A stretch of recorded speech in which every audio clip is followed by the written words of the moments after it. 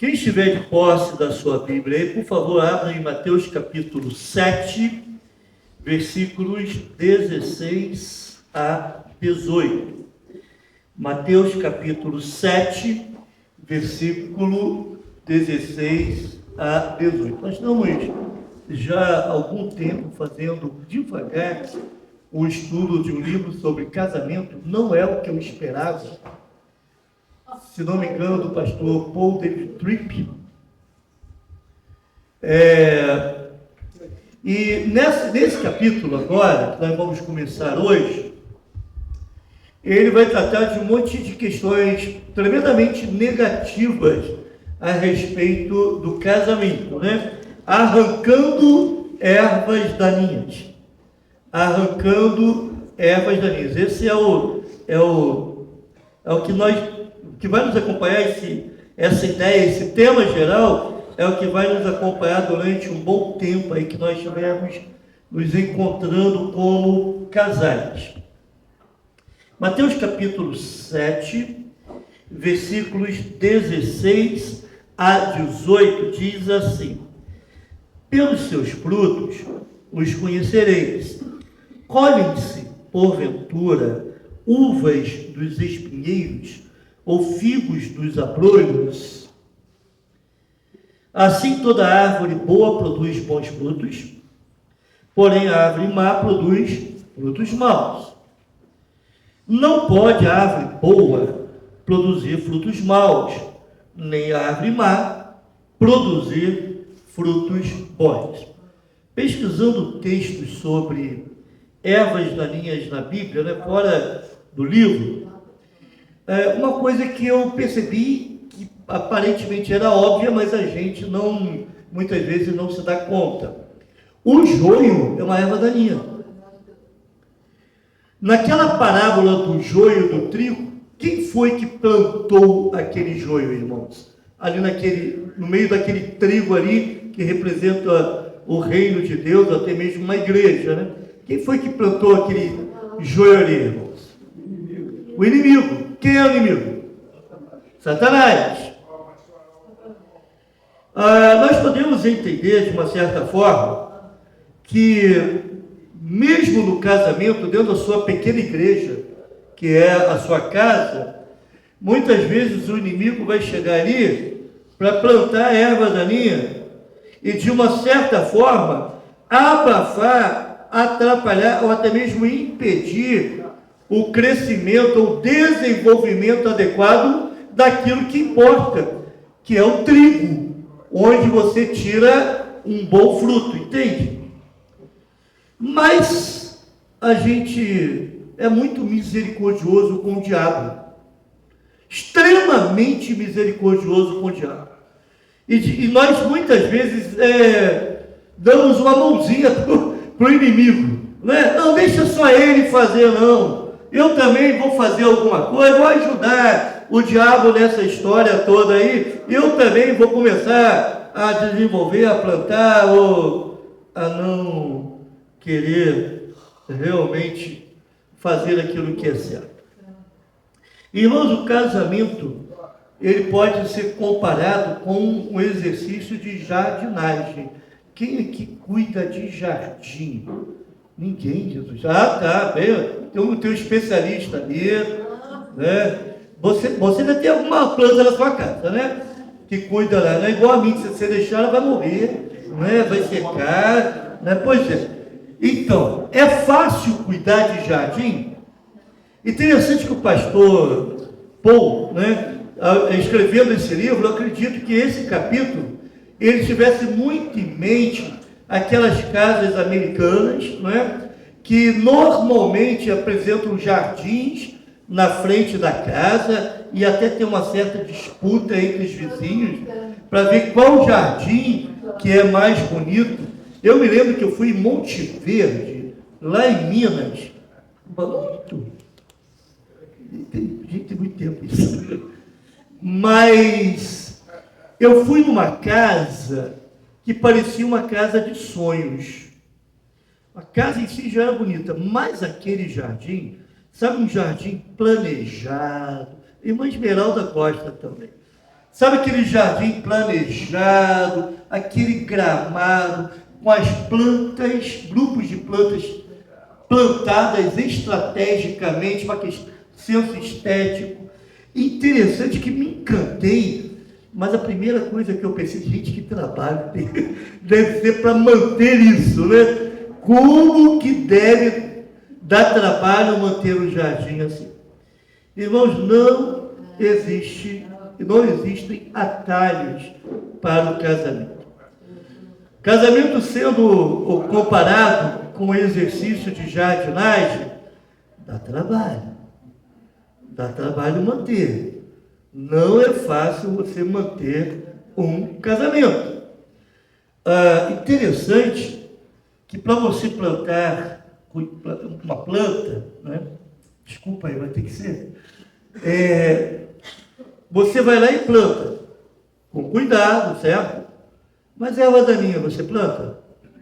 Você precisa cuidar da erva daninha para ela desenvolver. É uma praga.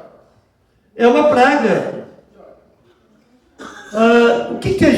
Por que uma jardinagem dá trabalho? O que a gente precisa fazer para ter um jardim bonito, né? Atraente, que as pessoas olham e falam, que jardim maravilhoso.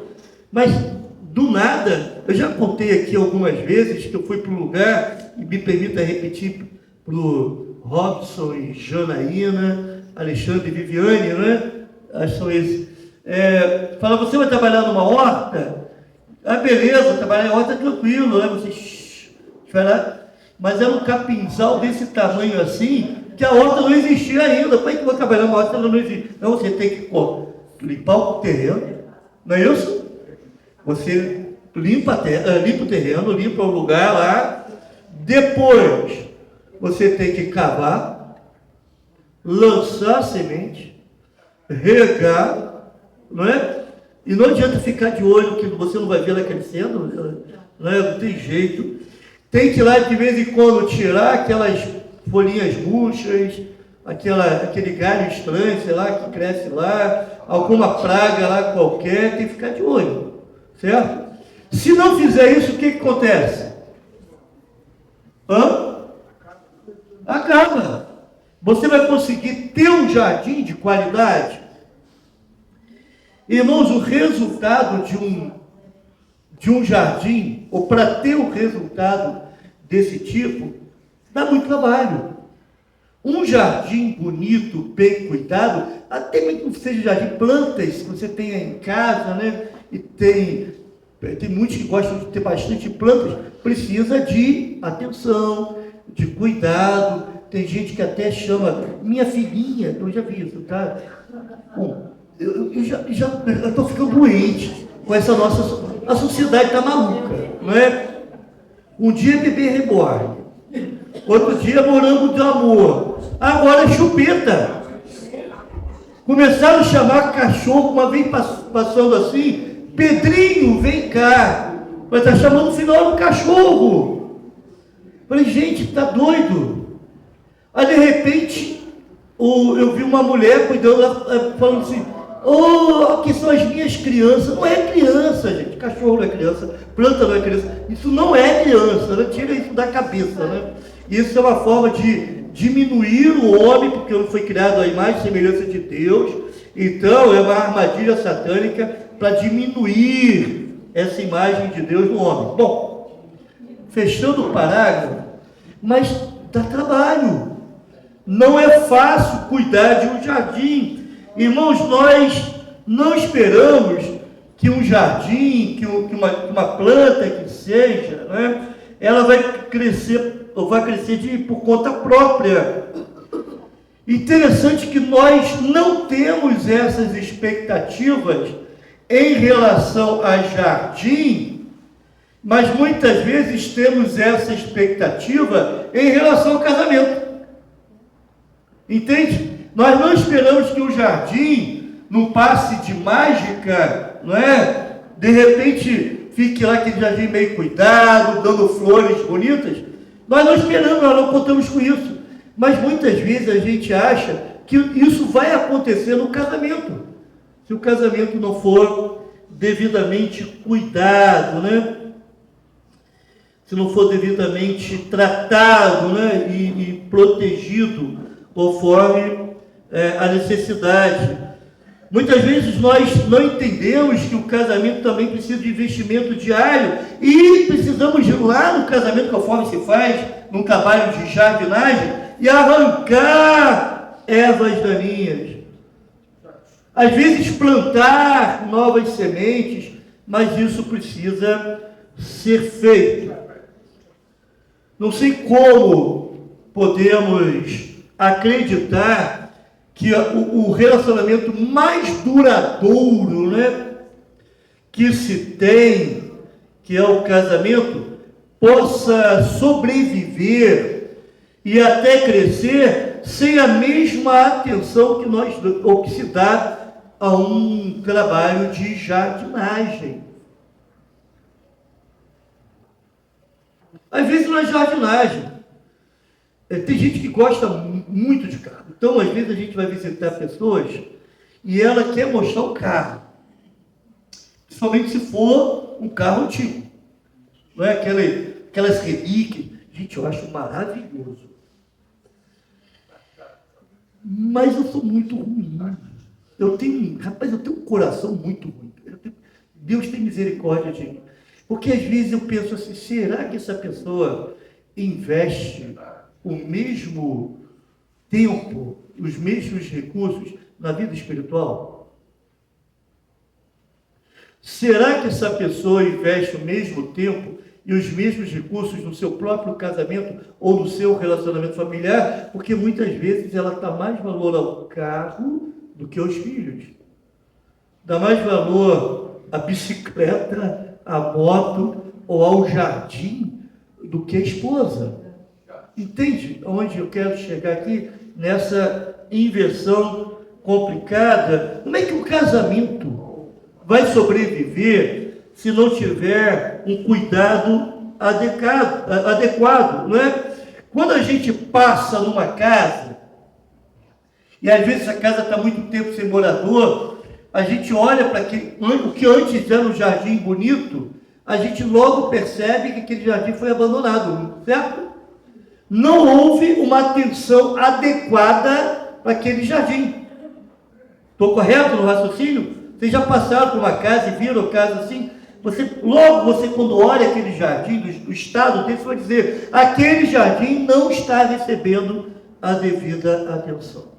Mas, infelizmente, existem muitos casamentos assim. Eles não foram plantados com cuidado. Não foram bem cuidados também desde então. E algumas perguntas iniciais. O seu casamento, de alguma maneira, é uma imagem de um jardim bem cuidado ou uma imagem de um jardim descuidado? Seu casamento foi bem plantado. Irmãos, começar bem é um forte sinal, ou então um forte indicativo de que vai continuar bem, né? Mas seu casamento, ele foi bem plantado, ele foi regado e limpo com regularidade. Faltou-lhe a motivação certa para fazer o duro trabalho de plantar as sementes, arrancar as ervas daninhas, para que você se perguntasse por que seu jardim não é tão bonito, ou seu casamento não é tão bom quanto deveria ser. Estão entendendo?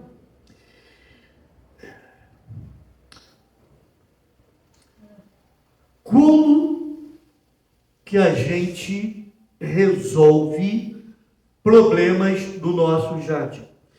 Você espera multiplicar em si as ervas daninhas, ou você logo que aparece, você vai lá e tira? Entende, irmão? O que eu quero dizer? Bem, como é que se chama? Aqueles minhoquinhos que dá aquelas lagartas, não é? Ah, só tem uma, vou deixar ela aí, né? Quando você vê, você tem um monte. Então é melhor você ir lá e tirar de uma vez, matar de uma vez. Não é outro errado. Isso aqui. O problema é que devido à nossa desatenção, muitas vezes quando nós vamos nos atentar para o casamento, ele está cheio de ervas daninhas. Certo? Ele está cheio de parasitas, está cheio de pragas, está cheio de lagartos. Aí fica mais difícil corrigir, né, do que se você agir de forma preventiva. Então, bem-vindo ao jardim de ervas daninhas. Talvez o maior problema de alguns casamentos, e eu quero citar algumas situações aqui, seja a impaciência. Se quer demais e o mais rápido possível. Então, a impaciência, você quer algo, mas você não quer chegar lá, esperar o tempo, investir corretamente. Você quer obter as coisas, o que se quer normalmente, o mais rápido possível. Aí as ervas daninhas começam a entrar pela impaciência, tá bom, irmão? Entende isso? De repente, tanto o marido quanto a esposa trabalham muito a fim de comprar tudo que acreditam para ter a vida boa que imaginam. Irmãos, eu fico assim tão impressionado, e quando você vai chegando à minha idade, né? Eu sou o mais velho aqui presente, quando você vai chegando, a gente vai olhando assim, é interessante como que no passado a gente vivia com muito menos. Aí hoje em dia, nós fomos dominados por um pensamento altamente consumista, que para você se sentir bem, se sentir realizado, você precisa ter muita coisa. A minha televisão está queimada, já tem alguns dias. E aí? Você entende o que eu quero dizer? Você já ficou sem carro? Então, mas nem tem. O problema do carro é esse. Quando você não tem carro, você vai para qualquer lugar. Eu vou para a igreja, viaja. Aí você compra o carro. Depois que acostumou, meu irmão, no dia que fica sem carro, você deixa de ir na igreja, você deixa de fazer algumas coisas. Além da primeira coisa que você deixa de fazer é ir na igreja. Ei, vem aqui, eu estou sem carro. É engraçado isso, é estranho. Mas espera aí, meu irmão, e aí? Quantos testemunhos a gente tem aqui de pessoas sentadas, de membros da igreja que andavam quilômetros e quilômetros e quilômetros para poder ir no culto e depois voltar. Hoje nós temos ônibus aqui perto, temos uma facilidade. Bom, mas às vezes o casal é tomado por esse sentimento consumista e acha que precisa ter uma vida boa e é impaciente. Eu preciso disso, é agora, eu não posso esperar mais. E essa impaciência, esse desejo, faz com que o casal esteja constantemente ocupado. Tão ocupado que não presta atenção nas ervas daninhas. É um corre para cá, é um corre para lá, e leva o filho para cá, e leva o filho para lá, e vai para o trabalho e volta, e chega em casa, tem que se preparar. Aí, de repente, quando você vai ver, tem um monte de ervas daninhas lá no casamento, e é difícil tirar. O marido está ocupado demais para cortejar a esposa. Não estou falando de fazer viagens caras, não é? Vou pegar minha mulher, vou viajar lá, passar 10 dias nos Lençóis Maranhenses, né? Ô, glória! A pessoa ficou animada de repente, né? Mas, irmãos, entenda, o que é o cortejo da esposa? Aquela palavra amiga, é a atenção que se dá, é o beijinho na hora da saída, é a alegria do reencontro. Olha, que bom que você está aí, né? Eu já falei isso aqui na igreja, vou repetir, que a idade me permite repetir as coisas, então eu falei, cara, nunca ouvi isso, né? Sempre falo com minha mulher que eu estou em Friburgo, é muito disso. Você está andando e tem uma carroça na sua frente, né? E o camarada está devagarinho. Eu falo, isso é marido de mulher feia. Não quer chegar em casa de jeito nenhum. Então vai devagarinho, né, para não chegar em casa. Bom, brincadeiras à parte, né? Vivemos ocupados. Esse camarada que está ocupado assim, ele não tem tempo de nada, não tem tempo de conversar com a esposa, não tem tempo de estar com ela, não tem tempo de dizer que eu te amo, dizer eu te amo, né? Qual foi a última vez que você falou isso para a sua esposa? Eu te amo. São 3 palavrinhas só, eu te amo. Eu aprendi forçado, porque eu tinha que fazer casar, senão... Pois é. Mas qual foi a última vez que isso foi dito? Nós nos acostumamos, irmãos, sem essas expressões de afeto. E muitas vezes a falta dessas expressões de afeto podem provocar um meio adequado para o crescimento dessas ervas daninhas. Casal ocupado não tem tempo para conversas sérias, para conversas sinceras. E normalmente, cá para nós homens, a mulher é a primeira a perceber essas coisas pequenas que estão se transformando em grandes, que podem se tornar coisas enormes e destrutivas. E ela precisa falar sobre isso, mas nunca parece existir tempo para uma conversa sincera. Irmãos, a briga entre casais, o conflito, a discussão, a gritaria e até mesmo a infidelidade conjugal, elas não surgem de uma hora para outra. Então precisamos estar atentos a esses sinais que podem surgir no relacionamento conjugal. O tipo de conversa que precisam ter não vai acontecer nem tão cedo. Essa é a expectativa que se tem nesse tipo de casamento. Porque também tudo, quando não há um cuidado adequado no casamento, qualquer coisa é motivo de briga. Briga por qualquer coisa, seja um chinelo virado, né?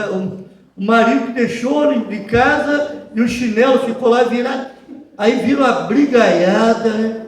Eu estava conversando com uma pessoa, um casal, uma irmã na realidade, eu falei que as mulheres percebem um pouco antes que os homens, e ela estava brigando muito com o marido por um motivo muito importante, e deixava as luzes acesas.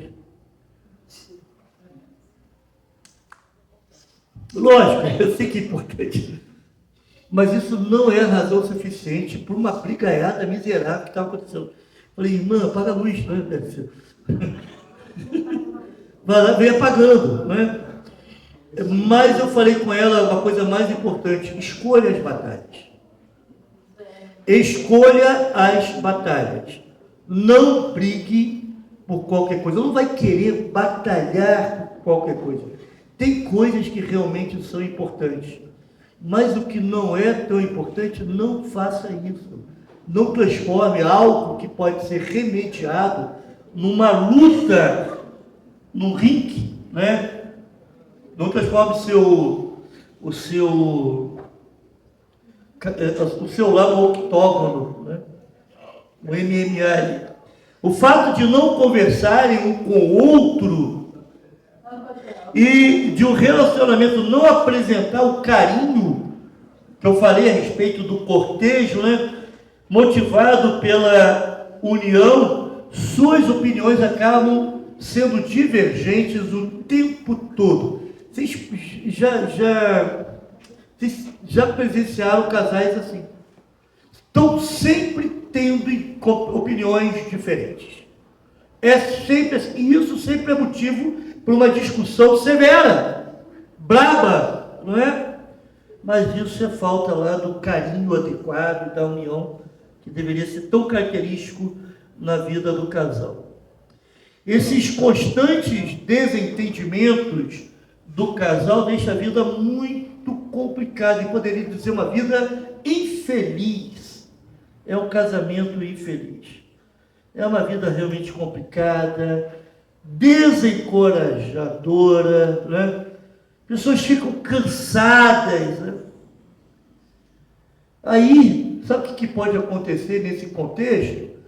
Alguns mecanismos de defesa. As pessoas começam a desenvolver alguns hábitos para evitar conflitos.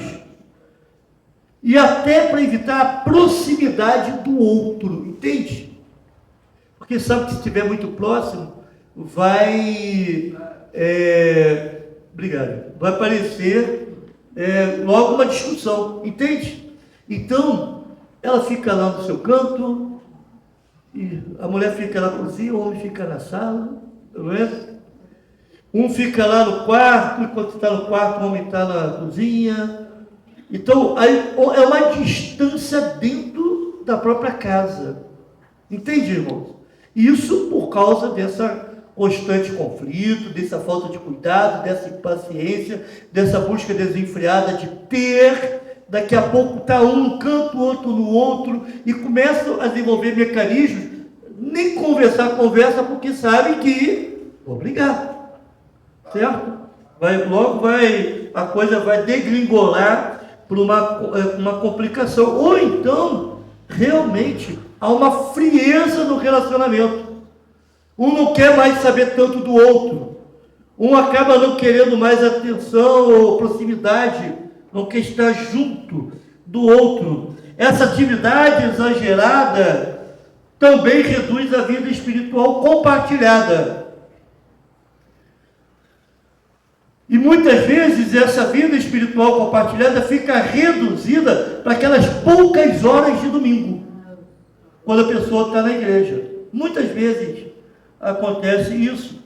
Não leem a Bíblia juntos, não oram juntos, nem que seja estar junto na hora da refeição ali, não oram juntos. Então, quando oram, é porque estão na igreja. Aí está todo mundo reunido. Então, essa vida corrida, essa vida louca, essa busca intensa, imensa por ter, por conquistar, por alcançar, leva ao afastamento, inclusive na vida espiritual.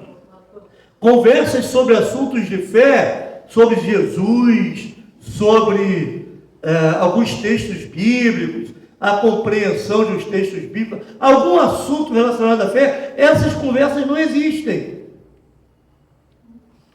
Aliás, quando vai conversar, é sobre a atividade da igreja, sobre o planejamento da igreja, ou sobre um irmão que não fez a coisa do jeito que deveria fazer, ou deu uma palavra atravessada, eu não sei.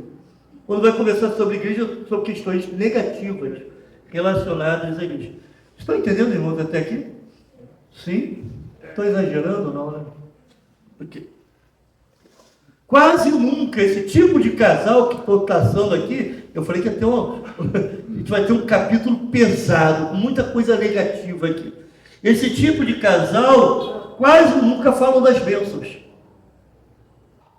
Quase nunca falam do chamado de Deus no relacionamento. Quando surgem assuntos espirituais, é sobre programas da igreja, não sobre Bíblia, não sobre Deus, sobre Jesus, sobre o Espírito Santo. Para esse tipo de casal, irmãos, é quase impossível fazer planos a médio e longo prazo. as diferenças começam a aparecer, as discussões sobre decisões importantes se tornam cada vez mais desgastantes. Há um desgaste enorme. Aí, com isso, distância entre o casal, frieza no relacionamento, isso tudo acaba afetando a vida sexual do casal. Um vai dormir numa hora, outro vai dormir em outra hora, e muitas vezes quando fazem alguma coisa, não tem o calor da amizade, o calor do amor, do carinho, da paixão um pelo outro. Devido a essas questões todas, isso afeta o relacionamento íntimo do casal. Eles não encerram um dia com um momento de carinho e nem com expressões de amor. É possível um casamento sobreviver assim? Irmão, sexo não é combustível para o bom relacionamento conforme o mundo pensa. Mas sexo é a expressão ou o fruto do bom relacionamento.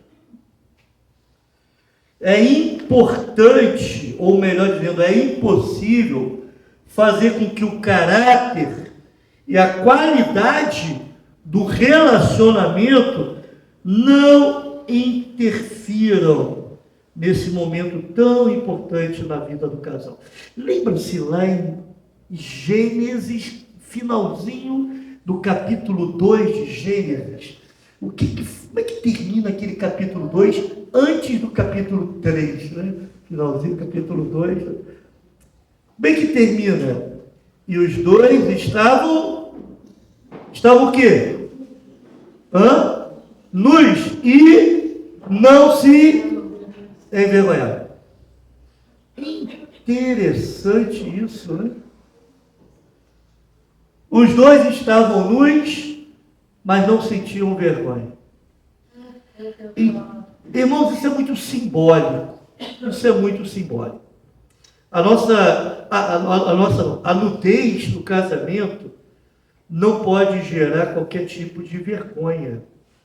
E muitas vezes, estar nu é estar exposto, é estar numa situação de vulnerabilidade em relação ao outro. Bom, se há um conflito constante, se há uma discussão, tudo é motivo para discórdia, para dissensão. É possível o casal não se sentir envergonhado quando está, ou se colocar numa situação de vulnerabilidade nesse sentido? Entende o que eu estou querendo dizer? O bom relacionamento, ou o tipo do relacionamento, interfere na vida sexual do casal. Com isso tudo acontecendo, espero que você não tenha pesadelos hoje à noite, o marido não se sente mais atraído pela esposa como antigamente. Ela se tornara uma amiga distante. Às vezes eu brinco com a Rosa, não falo para ela não, tá, gente? Eu falo com ela assim, eu não preciso de mãe, eu não preciso de uma irmã, eu preciso de uma esposa, de uma mulher. Porque às vezes a mulher ela pode se entregar, chegou, vou mudar de assunto? Às vezes a mulher pode se entregar a tantas tarefas e esquece do próprio casamento. Eu não preciso de empregada. Eu não casei para ter alguém para fazer as coisas para mim. Certo? Não sei se você entende o que estou falando. Estava conversando com uma pessoa esses dias e o casamento não está legal. E a esposa falou assim, o meu amor por você é como se fosse o amor de mãe. Cara, isso é a pior coisa que o homem pode ouvir. Terrível. Isso aí, como é que o camarada agora vai sentir vontade de fazer uma coisa com uma mulher que fala que tem o mesmo amor de mãe. Misericórdia! Fica estranho, né? E esse rapaz, ele disse, não, eu não quero esse tipo de amor. Não é, o casamento não é para ter esse tipo de amor. Lógico, há um cuidado, irmão, mas não nesse nível. Há um cuidado uns com os outros, mas não nesse nível.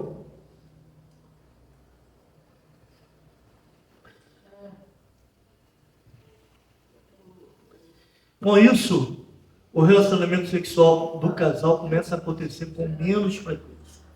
A falta de uma comunicação saudável impede qualquer conversa delicada, até mesmo sobre esse assunto.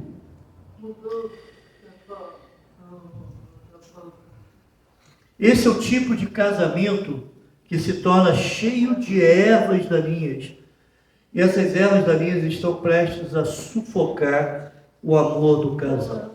Irmãos, todos nós somos pessoas com ervas daninhas. Deixa eu explicar mais uma vez. Todos nós somos pessoas com ervas daninhas. E todos nós precisamos arrancar as nossas ervas pessoais e relacionais diariamente para as flores do amor e da graça poderem florescer. Os pecadores, e caso você tenha esquecido, todos nós somos pecadores, sempre trazem seus pecados para o casamento. Tem um livro muito interessante, que o título é Quando Pecadores Dizem Sim. Quando pecadores dizem sim. É interessante. Você tem que reconhecer que é pecador e está convivendo com uma pecadora, ou pecadora com pecador, e esses pecadores juntos precisam arrancar as ervas daninhas, né, que podem atrapalhar a vida do casal. Ervas daninhas de pensamentos, decisões, desejos, motivações, palavras e atos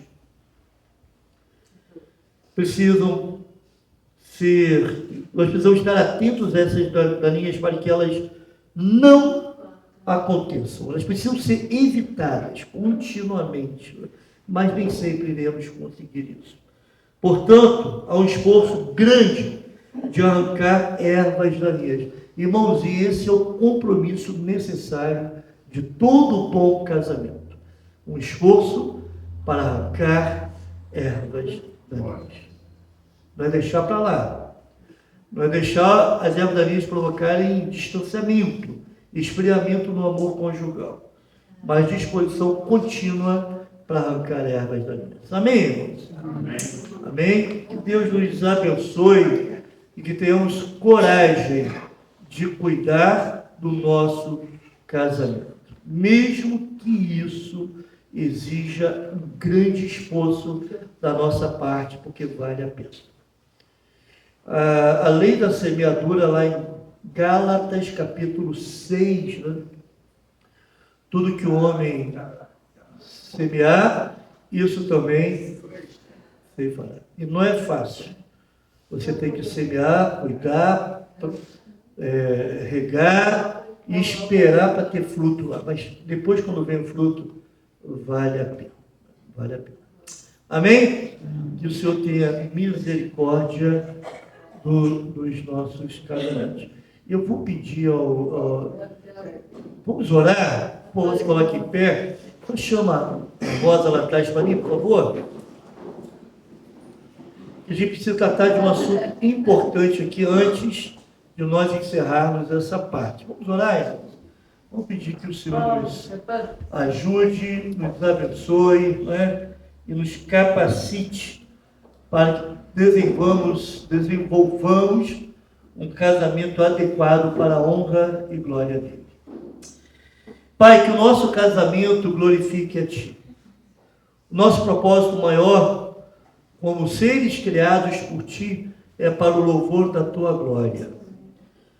E quando dois convertidos se unem num casamento, mesmo que ainda tragam pecados, esse casamento precisa ser considerado com o propósito de te glorificar. Mas sabemos que não é fácil. É importante termos coragem e te glorificarmos também nisso, Pai. No trato, no cuidado que temos com o nosso casamento. Que impeçamos que ervas daninhas venham se proliferar e tentar sufocar o relacionamento conjugal. Ó Deus, dá-nos um casamento, um relacionamento que venha de Ti e que cumpra o propósito de Te exaltar. Em nome de Jesus.